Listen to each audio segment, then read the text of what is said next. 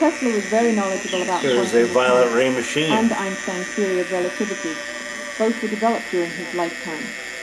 And he suspected that sooner or later, quantum mechanics and relativity theory would enter into a crisis. And that's why he used to say, the present time is theirs, but the future is mine. To Albert Einstein also said this once, he was the country of little schools all over the world. They could feel That's Tenet. I think the science today needs to take a new look at some of the theories of Tesla, because there is more to the universe than what we are looking at and what we are observing with our scientific instruments. We've reached a point in our conscious evolution as a species. We have the ability at our fingertips now to engineer and to manipulate space-time and gravity.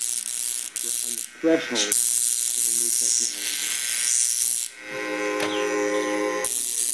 Nikola Tesla was the gatekeeper of lightning. Some of his ideas earned him a reputation as a fruitcake. Some permanently rocked the world of science.